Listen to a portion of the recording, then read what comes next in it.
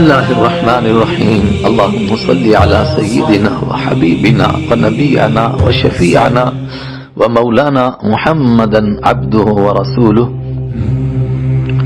صلی اللہ تعالی علیہ وعلی آلہ وصحبہ اجمعین۔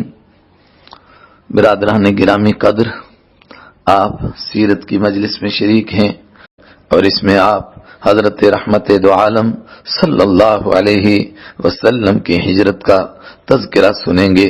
کلیجہ تھام کر رکھیے، آپ نے کس طرح ہجرت فرمائی اور کیسا آپ کا وہ سفر تھا جس میں اللہ اکبر اپنے در دولت سے آپ نکلے ہوں گے، پھر کیسے غار ثور میں 3 دن قیام فرمایا ہوگا، پھر کس طرح آپ نے خفیہ راستے سے کیسی پریشانی کے عالم میں ہجرت کی ہوگی۔ بیعت عقبہ ثانیہ جو 12 ذی الحجہ سن 1390 میں ہوئی تھی، اس کے کچھ دن بعد ہی ہجرت شروع ہو گئی تھی۔ تقریباً 2.25 مہینے میں اکثر ایمان والے ہجرت کر کے مدینہ جانے میں کامیاب ہو چکے تھے، یہاں تک کہ سفر 1490 ختم تک مکہ پاک میں صرف حضرت رحمت عالم صلی اللہ علیہ وسلم اور آپ صلی اللہ علیہ وسلم کے اہل خانہ نیز حضرت ابوبکر صدیق رضی اللہ عنہ اور ان کے اہل خانہ اور حضرت علی رضی اللہ عنہ رہ گئے تھے۔ ان حضرات کے علاوہ بس وہ بیچارے بے بس مسلمان رہ گئے تھے جنہیں چھپ کر بھی بھاگنے کا راستہ نہیں مل رہا تھا، یا وہ غریب تھے جن کے پاس ہجرت کے لیے سامان نہیں تھا۔ ایسی حالت دیکھ کر مکہ کے مشرک دانت پیس رہے تھے کہ یہ تو ایک ایک کر کے بھاگ گئے ہیں اور اب محمد صلی اللہ علیہ وسلم بھی ہجرت کرنے والے ہیں۔ مشرک سرداروں نے اس صورتحال پر مجمع جمع کر لیا، جو ان کے پنچایت گھر یا ان کے پارلیمنٹ ہاؤس دار الندوہ میں بیٹھا۔ البدایہ والنہایہ جلد 3 صفحہ 205 پر اس کی تفصیل ہے۔ سید عالم صلی اللہ علیہ وسلم کے نکڑ دادا قصی بن کلاب نے مکہ میں قومی مشورے کے لیے ایک بڑا ہال بنوایا تھا، پیچھے اس کا ذکر آ چکا ہے، جس کو دار الندوہ کہا جاتا تھا۔ آج کی زبان میں اس کو اسمبلی ہال یا پارلیمنٹ ہاؤس یا پنچایت گھر کچھ بھی کہہ لیجئے۔ آج ابو جہل اور اس کے ساتھی اسی دار الندوہ میں جمع ہو کر حبیب کبریا صلی اللہ علیہ وسلم اور تاجدار بطحہ حضرت محمد عربی صلی اللہ علیہ وسلم کے قتل کا منصوبہ بنا رہے تھے۔ روایات میں ان سرداروں کے نام بھی آئے ہیں جو ابو جہل کی سرداری میں ہر ایک قوم و قبیلہ سے آئے تھے۔ جس وقت سارے سردار آ گئے اور حال کا دروازہ بند کرنے ہی لگے تھے کہ دروازہ پر ابلیس لعین مکہ سے کافی دور نجد نام کی جگہ کا ایک بوڑھا شیخ بن کر آ کھڑا ہوا اور اندر آنے کی اجازت طلب کرنے لگا۔ انجان معلوم ہو رہا تھا، اس لیے سب نے پوچھا تو کون ہے؟ کہنے لگا میں نجد سے آیا ہوں، معلوم ہوا یہاں کوئی خاص مشورہ ہو رہا ہے، ہو سکتا ہے میں بھی کوئی اچھا مشورہ دے کر آپ کی مدد کر سکوں، اجازت ہو تو اندر آؤں۔ لوگوں نے اس کو بھی اجازت دے دی اور بات شروع ہو گئی۔ کسی نے یہ مشورہ دیا کہ ان کو کہیں قید کر دیا جائے، نہ تبلیغ کر سکیں گے نہ ان کا دین لوگوں تک پہنچے گا۔ اس بوڑھے نے کہا یہ بات تو بالکل ہی غیر مناسب ہے، ان کے ماننے والوں کو معلوم ہوگا تو وہ سارے تم پر ٹوٹ پڑیں گے اور ان کو چھڑا لیں گے۔ ایک دوسرا بولا ان کو اپنے ملک سے نکال دو، پردیس میں کیا کریں گے؟ وہ بوڑھا بولا یہ تو بالکل ہی بری بات ہے، کیوں تمہیں ان کی میٹھی میٹھی باتیں یاد نہیں؟ اور وہ جو کلام یہ پیش کرتے ہیں ان کا دلوں پر اثر اور دلوں کو اپنی جانب کھینچ لینا تمہیں یاد نہیں ہے؟ یہ جہاں بھی جائیں گے اپنے شیریں اور رسیلے کلام سے لوگوں کو اپنا بنا لیں گے، پھر وہ ان پر ایمان لے آئیں گے اور آخر سارے مل کر تم پر حملہ کر دیں گے۔ ابو جہل اٹھا اور بولا ایسا کرتے ہیں کہ ہر ایک قوم اور قبیلے میں سے ایک ایک شخص لیتے ہیں، پھر سارے مل کر ان پر یک بارگی حملہ کر دیں اور قصہ ہی ختم کر دیں۔ اس طرح متحدہ حملے پر ان کا قبیلہ بنو ہاشم کسی ایک سے بدلہ بھی نہیں لے پائے گا۔ اس پر اس بوڑھے نے کہا واہ واہ واہ واہ واہ واہ، یہ ہے اصل رائے۔ پھر دوسرے حضرات نے بھی تالیاں بجائیں اور اسی پر فیصلہ ہو گیا۔ ابو جہل نے کہا لیکن اس کاروائی پر آج ہی رات میں عمل ہونا چاہیے۔ اس پر بھی سب نے اتفاق کر لیا، آدمی بھی اسی وقت مقرر ہو گئے اور بات بھی طے ہو گئی کہ اندھیرا ہوتے ہی سب ننگی تلواریں لے کر آ جائیں گے، پھر ساری رات ان کے گھر کا محاصرہ کر کے ان پر نظر رکھیں گے، اور روشنی ہوتے ہی جس وقت وہ نماز کے لیے باہر نکلیں گے تو یک بارگی ان پر حملہ کر دیں گے۔ ابن ہشام جلد 1 صفحہ 529۔ قرآن کریم نے ان کے اس مشورے اور منصوبے پر اس طرح تبصرہ کیا وَإِذْ يَمْكُرُ بِكَ الَّذِينَ كَفَرُوا لِيُثْبِتُوكَ أَوْ يَقْتُلُوكَ أَوْ يُخْرِجُوكَ وَيَمْكُرُونَ وَيَمْكُرُ اللَّهُ وَاللَّهُ خَيْرُ الْمَاكِرِينَ۔ اور اے پیغمبر صلی اللہ علیہ وسلم، وہ وقت یاد کیجئے جب کافر لوگ منصوبہ بنا رہے تھے کہ آپ کو گرفتار کر لیں یا آپ کو قتل کر دیں یا آپ کو وطن سے نکال دیں۔ وہ اپنے منصوبے بنا رہے تھے اور اللہ اپنا منصوبہ بنا رہا تھا، اور اللہ سب سے بہتر منصوبہ بنانے والا ہے۔ سورہ انفال آیت 30۔ ادھر دار الندوہ میں یہ صلاح مشورے ہو رہے تھے، ادھر عرش الہی سے حضرت جبرائیل علیہ السلام وہی لے کر آ گئے۔ انہوں نے نبی اکرم صلی اللہ علیہ وسلم کو کافروں کا سارا مشورہ بتا دیا، اور ساتھ ہی مدینہ منورہ کی طرف ہجرت کرنے کا حکم بھی آ گیا، اور یہ حکم بھی کہ آج ہی رات آپ اپنا دولت خانہ چھوڑ دیں، اور اس کے ساتھ ساتھ مکہ سے نکلتے وقت اس دعا کی بھی تلقین کی گئی وَقُلْ رَبِّ أَدْخِلْنِي مُدْخَلَ صِدْقٍ وَأَخْرِجْنِي مُخْرَجَ صِدْقٍ وَاجْعَلْ لِي مِن لَّدُنكَ سُلْطَانًا نَصِيرًا۔ اور اس طرح دعا مانگو، یا اللہ تو مجھے جہاں لے جائے عزت سے لے جا، اور جہاں سے نکالے عزت سے نکال، اور مجھے اپنے پاس سے مدد والا غلبہ نصیب فرما۔ سورہ اسراء آیت نمبر 80۔ محبوب کبریا صلی اللہ علیہ وسلم دوپہر کی کڑکتی دھوپ کے وقت اپنے گھر سے حضرت ابوبکر صدیق رضی اللہ تعالی عنہ کے گھر تشریف لے گئے اور فرمایا ابوبکر مجھے ہجرت کی اجازت مل گئی ہے۔ حضرت ابوبکر صدیق رضی اللہ عنہ نے عرض کیا میرے ماں باپ آپ پر قربان، مجھے بھی آپ کی معیت کا شرف نصیب ہوگا؟ آپ صلی اللہ علیہ وسلم نے فرمایا ضرور، کیوں نہیں۔ حضرت عائشہ رضی اللہ تعالی عنہ فرماتی ہیں یہ بات سن کر حضرت ابوبکر صدیق رضی اللہ تعالی عنہ خوشی میں رو پڑے، اور مجھے پہلی بار معلوم ہوا کہ خوشی میں بھی انسان کے آنسوؤں کی لڑیاں لگ جاتی ہیں۔ حضرت ابوبکر صدیق رضی اللہ تعالی عنہ نے پہلے سے ہی اس کام کے لیے 2 اونٹنیاں 8,000 درہم میں خرید رکھی تھیں، اور پچھلے 4 مہینے سے ببول کے پتے کھلا کھلا کر پال رہے تھے۔ انہوں نے عرض کیا کہ حضرت یہ 1 اونٹنی میری طرف سے بطور ہدیہ قبول فرما لیجئے۔ حضرت رحمت دو عالم صلی اللہ علیہ وسلم نے فرمایا میں قیمت دیے بغیر نہیں لوں گا۔ حضرت ابوبکر صدیق رضی اللہ عنہ نے عرض کیا بہت اچھی بات، جیسا آپ چاہیں، یعنی میرا سب کچھ آپ کے اشارے پر قربان ہے۔ یاد رہے یہاں حضرت ابوبکر صدیق رضی اللہ عنہ نے اپنا سب کچھ دین کی خاطر رحمت دو عالم صلی اللہ علیہ وسلم کے اشارے پر قربان کر دیا تھا، جو حضرت رحمت عالم صلی اللہ علیہ وسلم نے قبول بھی فرما لیا تھا اور تعریف بھی فرمائی۔ بخاری شریف میں ہے ابوبکر صدیق نے اپنی جان اور مال کا مجھ پر جتنا احسان کیا اتنا کوئی اور نہ کر سکا، لیکن ہجرت کا سفر کیونکہ خالص عبادت کا سفر تھا، اس لیے وہ سمجھ گئے کہ حضور اکرم صلی اللہ علیہ وسلم یہ سفر اپنے ذاتی خرچ پر کرنا چاہتے ہیں۔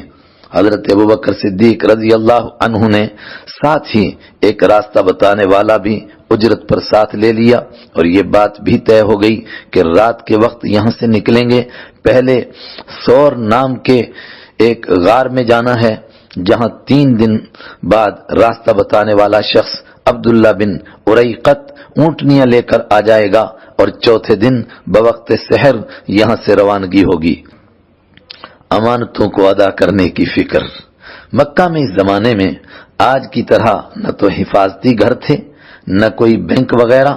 لوگ اپنی قیمتی چیزیں حفاظت کے لیے کسی امانت دار نیک شخص کے پاس رکھ دیتے تھے، اور رحمت عالم صلی اللہ علیہ وسلم سے اتنی دشمنی کے باوجود بھی اپنی امانتیں آپ صلی اللہ علیہ وسلم کے پاس ہی رکھتے تھے، کیونکہ آپ صلی اللہ علیہ وسلم ہی الصادق الامین، بہت سچے، بہت امانت دار تھے۔ باقی سارے مکہ میں کسی دوسرے پر، چاہے وہ ان کے خاندان اور ان کے مذہب اور ان کی سوچ کا کوئی کافر مشرک ہی کیوں نہ ہو، بھروسہ نہ کرتے تھے۔ رحمت عالم صلی اللہ علیہ وسلم نے کافی امانتیں واپس کر دی تھیں، لیکن ابھی کچھ باقی بھی تھیں جن کی ادائیگی کا کام حضرت علی رضی اللہ عنہ کے ذمہ لگایا گیا، اور ان کو ہجرت کا راز بتا کر یہ حکم فرمایا کہ آپ میرے بستر پر سو جاؤ اور 2-3 دن میں امانتیں ادا کر کے مدینہ آ جانا، اور ساتھ ہی انہیں یہ تسلی بھی دے دی کہ آپ بے فکر رہیں، آپ کا کوئی بال بھی بیکا نہ کر سکے گا۔ رحمتوں والے کے گھر کا گھیراؤ، سبحان اللہ، انسان بھی کتنا ناشکرا ہے جو روشنی کا پیغام لے کر ساری دنیا کو روشن کرنے اور پیار و محبت نیز رحمت بانٹنے آئے تھے، جو خود بھوکا رہ کر بھوکوں کو کھانا کھلانے آئے تھے، آج انہی کو قتل کرنے کے لیے ان کے گھر کا گھیراؤ کیا جا رہا تھا، ان کے گھر کا گھیراؤ کیا جا رہا تھا۔ بس اندھیرا ہوتے ہی طبقات ابن سعد کی روایت کے مطابق اندھیرے کے پجاری کوئی 15-16 مشرکون تاجدار بطحا احمد مجتبی محمد مصطفیٰ صلی اللہ علیہ وسلم کے مبارک گھر کو گھیر لیا، جن میں ابو جہل، ابو لہب، عقبہ بن ابی معیط اور ابی بن خلف جیسے بڑے بڑے بدبخت بھی تھے۔ یہ گھیراؤ کر کے چوکنا ہو کر کھڑے تھے کہ جیسے ہی یہ باہر نکلیں گے ان پر یک بارگی اندھا دھند حملہ کر دیں گے۔ یہ رات کے اندھیرے میں اندر بھی جا سکتے تھے، لیکن ابھی انسان اخلاق اور کردار میں اتنا نہیں گرا تھا جتنا آج گر چکا ہے کہ اندھیری رات میں بہن بیٹیوں کے ہوتے ہوئے مخالف کے گھر میں گھس جانا، بلکہ بسا اوقات سب کے سامنے عزتوں پر حملہ کرنا بہادری سمجھتے ہیں۔ ابو جہل اور اس کی پارٹی بے شک پکے کافر تھے، کٹر کافر تھے، خدا اور رسول خدا کے دشمن تھے، لیکن اخلاق میں اتنے گرے ہوئے نہیں تھے کہ رات کے اندھیرے میں ہی گھر کے اندر گھس جاتے، بلکہ انہوں نے باہر نکلنے کا انتظار کیا۔ خیر، آخر وہ گھڑی آ گئی جس میں رحمت دو عالم صلی اللہ علیہ وسلم نے اپنے مبارک گھر سے آخری بار باہر اپنے مبارک گھر سے آخری مرتبہ باہر نکلنا تھا۔ کچھ عجیب ہی نقشہ تھا۔ سورہ یاسین شریف کی شروع کی آیات فہم لا یبصرون تک تلاوت فرما کر مٹی کی ایک مٹھی ان مشرکوں کے سر پر ڈال کر تشریف لے جا رہے تھے۔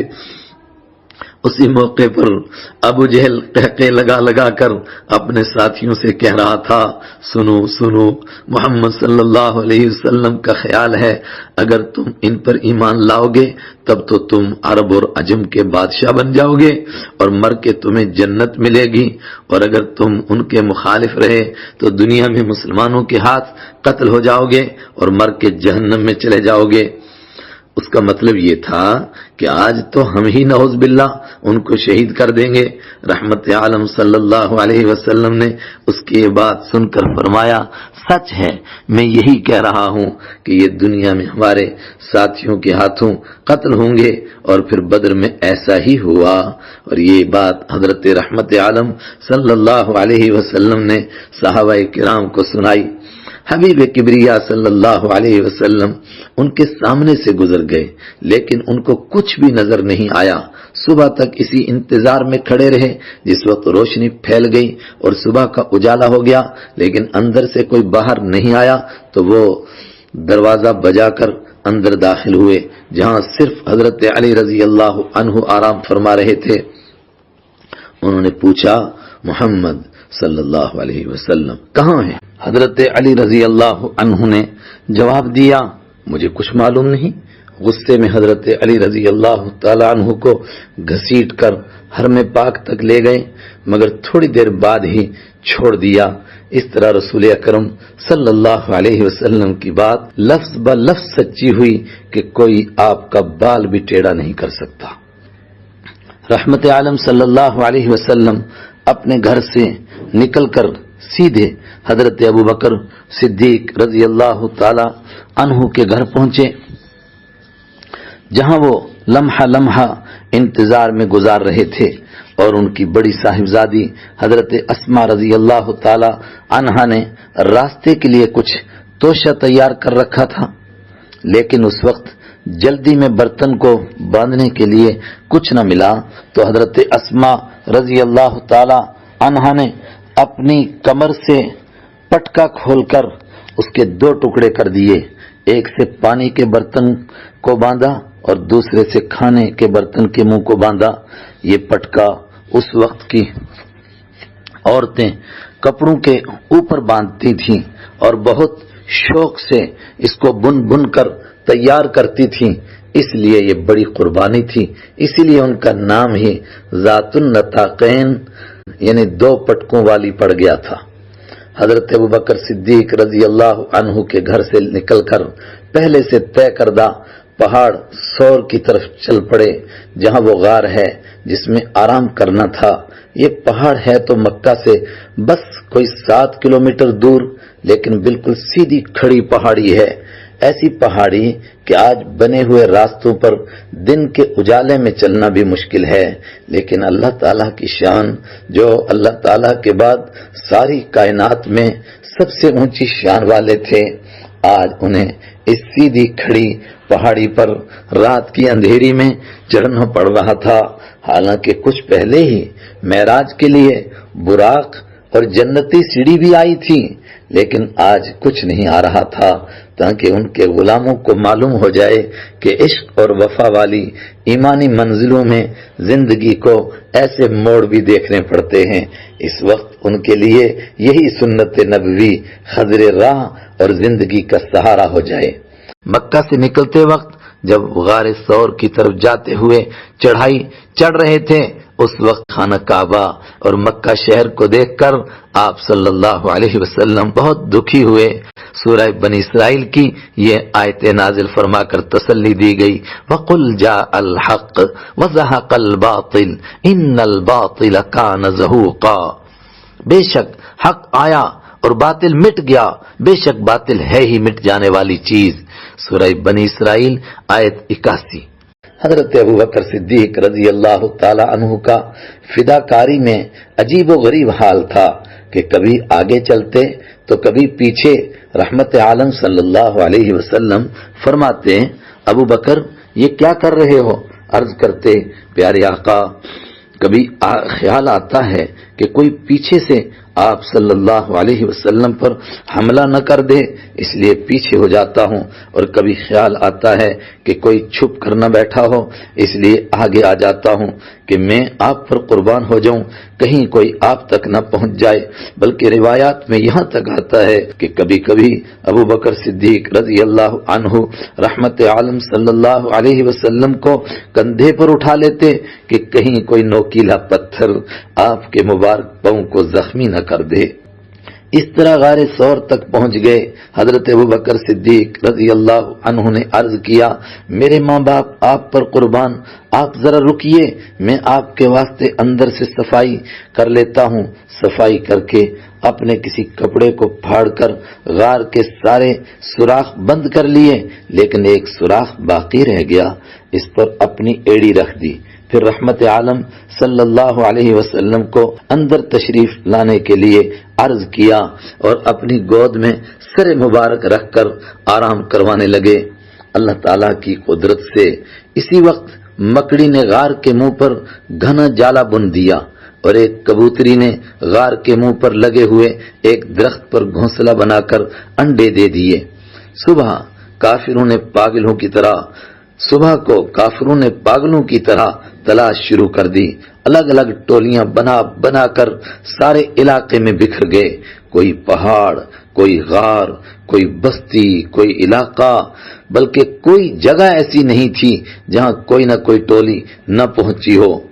ایک جماعت حضرت ابوبکر صدیق رضی اللہ عنہ کے گھر بھی پہنچ گئی، جہاں ان کی صاحبزادی حضرت اسما رضی اللہ تعالی عنہا سے ابو جہل نے پوچھا، تیرے والد کہاں ہیں؟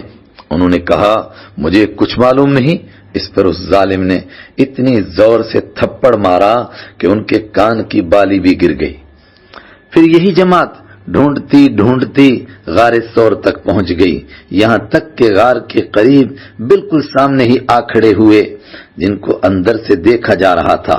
حضرت ابوبکر صدیق رضی اللہ تعالی عنہ نے عرض کیا، حضرت وہ تو یہ پہنچ آئے ہیں، اگر ان میں سے کوئی اپنے پیروں کی طرف بھی دیکھے گا وہ بھی ہمیں دیکھ لے گا۔ حضرت رحمت عالم صلی اللہ علیہ وسلم نے بہت تسلی اور اطمینان سے فرمایا، ابو بکر تیرا ان دو کے بارے میں کیا خیال ہے جن کے ساتھ تیسرا اللہ ہے، یعنی اس کی مدد ہمارے ساتھ ہے۔ اور ساتھ ہی فرمایا، لا تحزن ان اللہ معنا، تو بالکل غم نہ کر، اللہ ہمارے ساتھ ہے۔ مشرک اور قریب ہوئے تو ان میں سے ایک بولا، اگر کوئی غار کے اندر جاتا تو پھر یہ جالا کیسے باقی رہتا اور کبوتر کا گھونسلہ کیسے باقی رہتا؟ یہاں کوئی نہیں گیا۔ یہ کہہ کر دوسری طرف مڑ گئے، نہیں بلکہ اللہ نے ان کو دوسری طرف موڑ دیا۔ اللہ تعالیٰ نے بعد میں یعنی سن 9 ہجری میں ایمان والوں کو اپنا احسان یاد کرواتے ہوئے اس کا نقشہ اس طرح کھینچا، اللہ اکبر، إلا تنصروه فقد نصره الله إذ أخرجه الذين كفروا ثاني اثنين إذ هما في الغار إذ يقول لصاحبه لا تحزن إن الله معنا فأنزل الله سكينته عليه وأيده بجنود لم تروها وجعل كلمة الذين كفروا السفلى وكلمة الله هي العليا والله عزيز حكيم۔ اگر تم نبی کی مدد نہیں کرو گے تو یقیناً اللہ تعالیٰ ان کی اس وقت مدد کر چکا ہے جب ان کو کافروں نے ایسے وقت مکہ سے نکالا تھا جب وہ 2 آدمیوں میں سے دوسرے تھے، جب وہ دونوں غار میں تھے، جب وہ اپنے ساتھی سے کہہ رہے تھے غم نہ کرو اللہ ہمارے ساتھ ہے۔ چنانچہ اللہ نے ان پر اپنی طرف سے تسکین نازل فرمائی اور ان کی ایسے لشکروں سے مدد کی جو تمہیں نظر نہیں آئے، اور کافر لوگوں کا بول نیچے کر دکھایا، اور بول یعنی کلمت اللہ، اللہ کی بات ہی اونچی رہی، اور اللہ اقتدار کا بھی مالک ہے، حکمت کا بھی مالک ہے۔ سورہ توبہ آیت نمبر 40۔ غار ثور میں 3 دن تک ٹھہرے، جہاں حضرت ابوبکر صدیق رضی اللہ عنہ کے بڑے بیٹے حضرت عبداللہ رضی اللہ عنہ روزانہ شام کے بعد حاضر ہوتے اور دن بھر مکہ میں جو کچھ ہوتا اس کی خبر دیتے تھے، ساتھ ہی کچھ کھانے پینے کی چیزیں بھی پیش فرماتے۔ حضرت ابوبکر صدیق رضی اللہ تعالیٰ عنہ کے آزاد کردہ غلام جو ان کی بکریاں چراتے تھے وہ بھی شام کے بعد حاضر ہوتے، ایک تو بکریوں کا دودھ پیش کرتے، دوسرے ریوڑ کے چلنے پھرنے سے آنے جانے والوں کے قدموں کے نشان بھی مٹ جاتے تھے تاکہ کسی کو شک نہ ہو کہ یہاں کوئی آتا جاتا ہے۔ البدایہ والنہایہ جلد 3 صفحہ 209۔ حضرت ابوبکر صدیق رضی اللہ تعالی عنہ کا پورا گھرانہ قربان۔ حضرت ابوبکر صدیق رضی اللہ تعالیٰ عنہ نے اس موقع پر فداکاری اور قربانی کی وہ مثالیں قائم کیں جو اولاد آدم علیہ السلام میں کسی نبی کے امتی کے وہم و گمان میں نہیں آ سکتی۔ ہجرت کے موقع پر گھر میں جھاڑو لگا کر سب کچھ ساتھ لے لیا، گھر میں اللہ کے کرم اور خزانہ توکل کے سوا کچھ بھی نہ چھوڑا تھا، مگر بچوں کی تربیت ایسی فرمائی تھی کہ جانے کے بعد جب دادا ابو قحافہ نے بچوں سے کہا کہ ابو بکر چلے گئے اور تمہارے لیے کچھ خرچہ بھی نہیں چھوڑ کر گئے، حضرت اسما رضی اللہ تعالی عنہا فوراً بولی، جواب دیا، دادا جان بہت کچھ چھوڑا ہے، اور طاق میں ٹوٹے ہوئے برتنوں کے ٹھیکرے رکھ کر نابینا دادا کا ہاتھ پکڑ کر اس پر پھیر دیا کہ دیکھیے یہ کتنے سکے ہیں۔ چونکہ وہ ٹھیکرے کپڑے سے ڈھکے ہوئے تھے اس لیے دادا نے سکے ہی سمجھ لیے اور کہا یہ تو اس نے اچھا کیا ہے۔ سبحان اللہ، یہ ہے قربانی اور یہ ہے تربیت۔ رحمت عالم صلی اللہ علیہ وسلم مدینہ پاک کے راستے میں حضرت رسول اکرم صلی اللہ علیہ وسلم جمعہ کی رات کو گھر سے نکلے تھے۔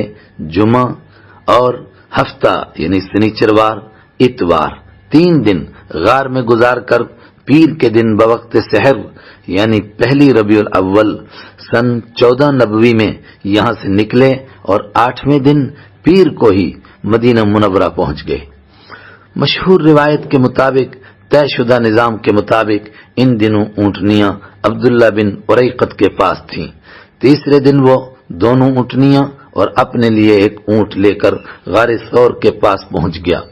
ایک اونٹنی پر حضرت رحمت عالم صلی اللہ علیہ وسلم سوار ہوئے اور دوسری پر حضرت ابوبکر صدیق رضی اللہ عنہ کے ساتھ ان کے آزاد کردہ غلام حضرت عامر بن فہیرہ رضی اللہ عنہ ان کے پیچھے بیٹھے۔ اصل راستہ چھوڑ کر عبداللہ بن اریقط دوسرے راستے سے سمندر کے کنارے کنارے لے کر چلا، لیکن وہ کافی آگے آگے چل رہا تھا۔ اس کے بعد حضرت رحمت عالم صلی اللہ علیہ وسلم اور سب سے پیچھے حضرت ابوبکر صدیق رضی اللہ عنہ تھے۔ اور اگر کبھی کوئی حضرت ابوبکر صدیق رضی اللہ عنہ کا جاننے والا مل جاتا اور پوچھتا یہ آگے کون ہیں، وہ جواب دیتے یہ وہ آدمی ہیں جو مجھے راستہ بتا رہے ہیں۔ وہ دنیا کا راستہ خیال کر کے چلا جاتا، جبکہ حضرت ابوبکر صدیق رضی اللہ عنہ کا مقصد آخرت کا راستہ تھا۔ اس طرح یہ قافلہ مکہ مکرمہ سے مدینہ منورہ کی جانب روانہ ہو گیا۔ مکہ سے ہجرت کا یہ موقع ظاہری طور پر بڑی مایوسی کا تھا، بلکہ باہر سے دیکھنے والے تو اس منظر کو دیکھ کر یہ سمجھ رہے تھے کہ حق والے ہارتے اور بھاگتے جا رہے ہیں۔ اسی کے جواب میں فرمایا گیا، نہیں نہیں، حق گیا نہیں بلکہ حق آ گیا ہے، اور باطل جیتا نہیں بلکہ باطل ہار گیا ہے۔ یہ بات اس وقت عام لوگوں کو سمجھ نہیں آ رہی ہوگی، لیکن آگے چل کر لوگوں نے دیکھ لیا کہ عرب سے باطل کے مٹ جانے کا ذریعہ یہی ہجرت بن گئی۔ اللہ کرے آج کی یہ ساری دنیا میں مایوسی اور بے بسی حق کے دنیا میں عام ہونے کا ذریعہ بن جائے۔ وما ذلک علی اللہ بعزیز۔ اللهم صل على محمد وعلى آل محمد كما صليت على إبراهيم وعلى آل إبراهيم إنك حميد مجيد اللهم بارك على محمد وعلى آل محمد كما باركت على إبراهيم وعلى آل إبراهيم إنك حميد